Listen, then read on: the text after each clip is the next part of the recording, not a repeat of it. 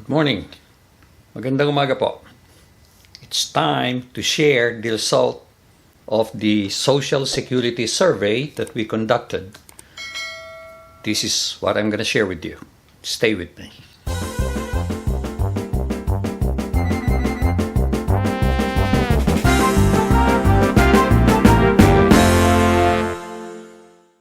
The result of the survey is quite interesting, and in some cases it's as expected.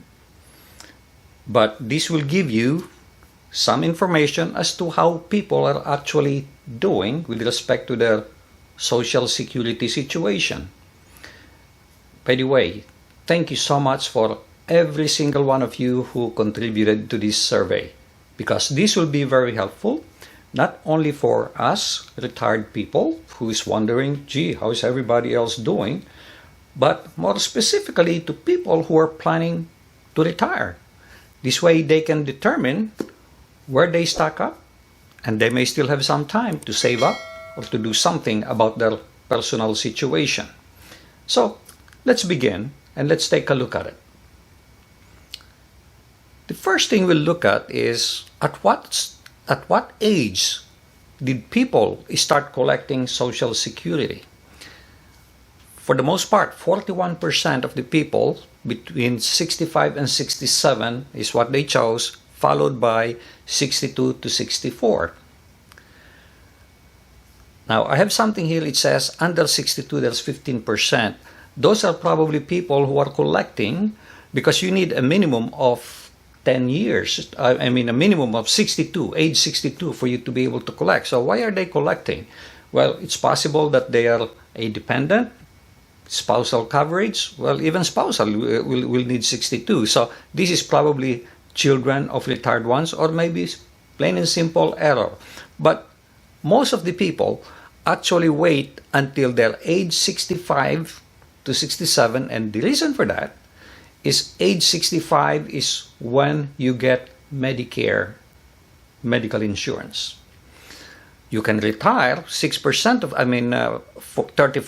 of them retired at 62, but you have to make sure that you have an alternative. The alternative you have is not to have any medical insurance, but you have to have an alternative medical insurance coverage. An example of this are people who are married to younger spouse. Younger spouse may still be working, and therefore they could retire at 62, let's say, and yet they can get coverage from their employer, their spouse's employer's insurance. So there's 34% of those and 41%. Now, as you can see, only 6% is in the 68 to 70 group, and 4% is in the over 70 group. Now, the reason for the over 70 is maybe, number one, they just enjoy working, or they really couldn't afford to retire for whatever reason, so they just kept on working, kept on going and going and going. There are a few of those. And 68 to 70, so I would say between 6 plus 4 is 10%. About 10% of the people continue to work beyond 68. But most of them are 65 to 67 and 64 to 62. From 62 to 67 is where they retire. Let's look at the next chart. Now, this one is the Social Security benefit, the dollars they're receiving for the worker, meaning not the spouse of the worker, but for the worker. I did ask that if there are two spouses and each of them are collecting from their Social Security work credit, they should fill out the form twice, one for the husband, one for the wife. But this is for the worker. So in some cases, we may have that situation. And as you can see, 25% of them are receiving 2000 to 2005. 22% is from 1000 to 1005. Then 1005 to 2000 is 16%. So you're looking at 47, 57, about 60. About 60% are receiving anywhere from 1000 to 2005. Okay? Now, some are lucky, they get 2005 to 3000 at 16%, and some are even luckier that they're getting $3,000. And it's possible they're getting $3,000 because they put more work into it, they had uninterrupted employment, and maybe they continued to work until they're age 70, and therefore they're getting a lot of dollars, right? Okay. Now, 500 to 1,000, that is very small. You cannot retire in that kind of amount in the United States. You're looking at 5%. Under 500, 1%.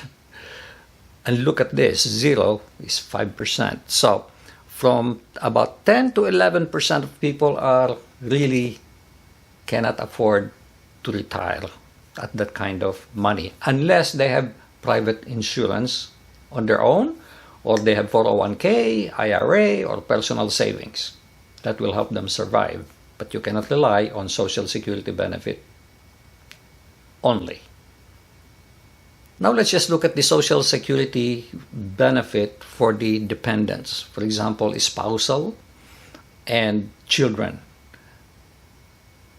Most of them are not getting any of that, which I can understand because you're already talking about retired people, and so most likely their children are already grown up.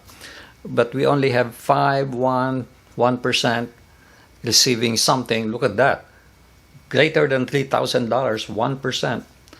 Well, maybe they have a lot of children, or they're already old and they got married or remarried and they have a lot of children or inherited a lot of children.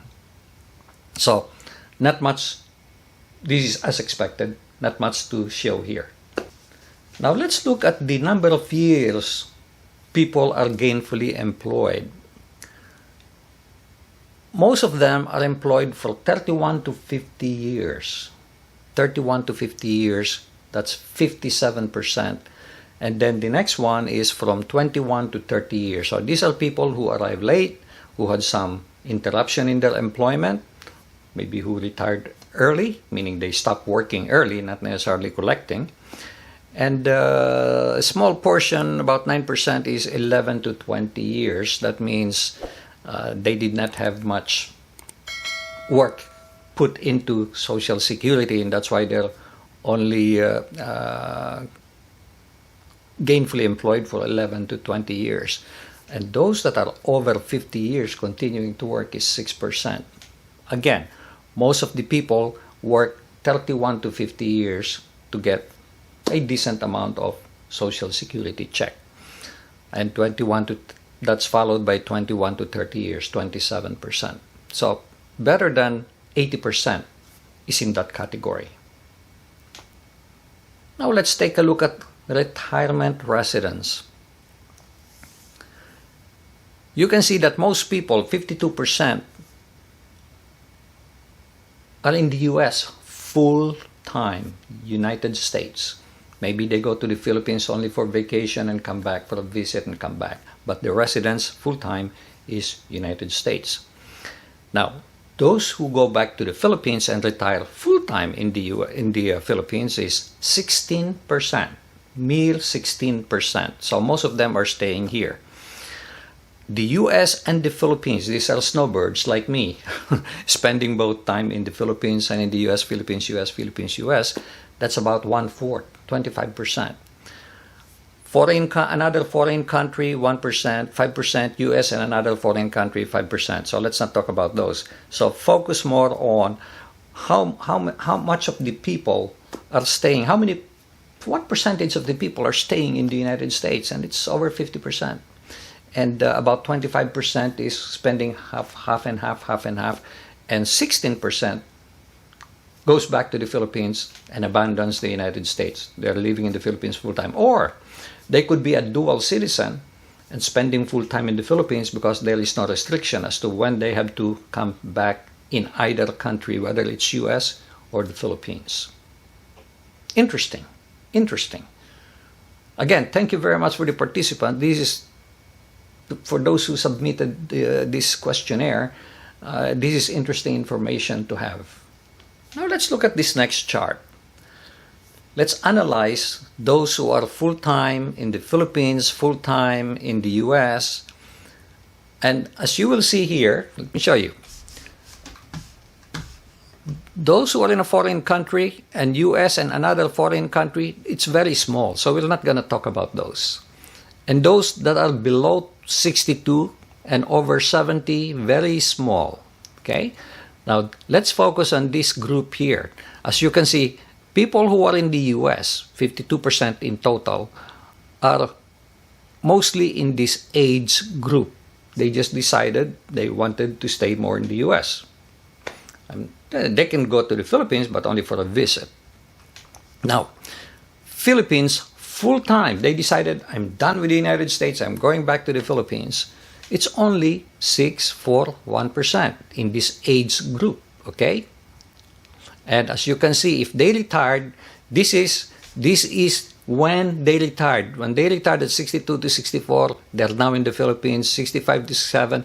And then you will notice that as they get older, they're less likely to go back to the Philippines. They would rather stay here and die here.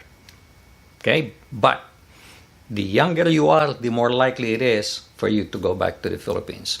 Now, snowbirds. Look, 10% in this age group, and then as you get older, 68 to 70,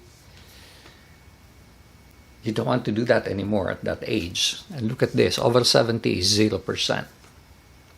So the younger you retire, the more apt you are to take the option of going back to the Philippines and retiring in the Philippines. The older you get, the more reluctant you are to do that. Now, do people continue to work after retirement? This next chart will show you.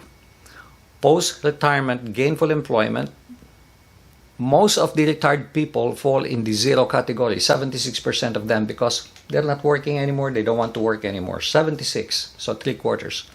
Now, those who are making less than 18%, so trying to go below the limit that they can still work, is about 4%. And then 18 to 40,000, they cannot quite make their Social Security check fit the cost of living, so they continue to work and make 18,000 to 40,000, and that's 4%. Okay? And then those who are really making 60K and up are really very interested in working, wants to continue to work, and there's about 16% of those. That's interesting. And then you can look at them by age category.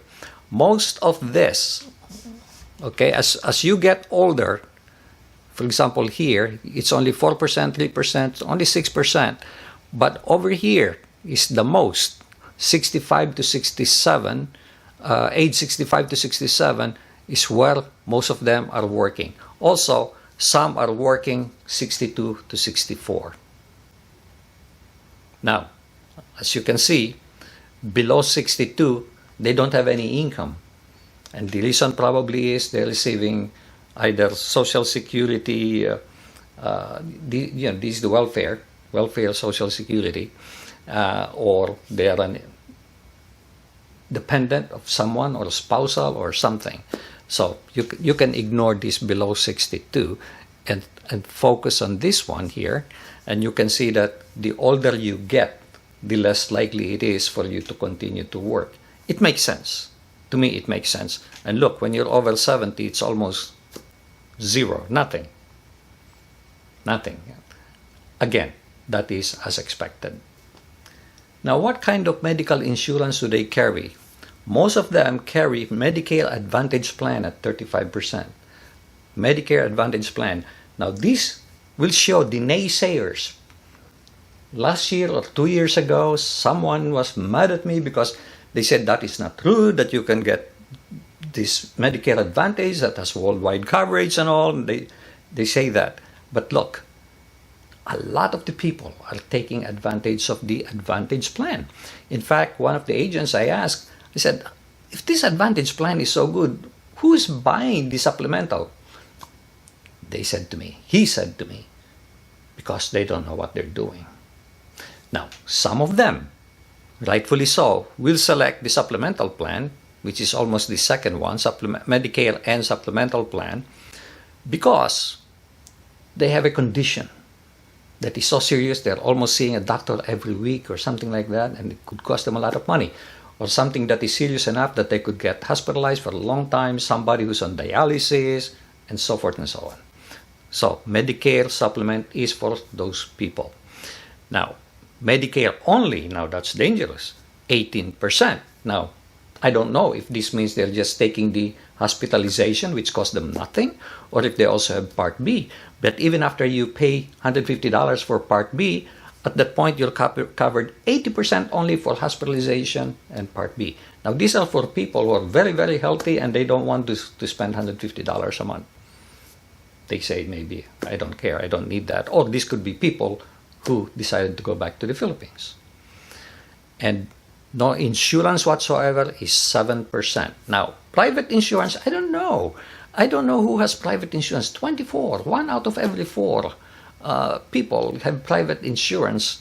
And this could be, maybe they work for a company that after they retire, the company takes care of their insurance also. So they have a private insurance, maybe at no cost to them. Very good for those people. That's the best. And we have about 20%, 19%, it says on TRICARE, VA, other government plans. So military people have this. People employed in government will have this. So that is the distribution of medical insurance. I'm going to talk again in another vlog about the Advantage plan because that is very important. I will talk about that. So there you have it, guys. This is the result. I have seen the cross-section and I have shared it with you of the people who are retired.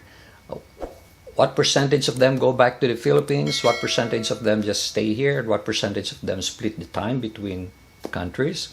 At what age do people retire? About how much money are they getting?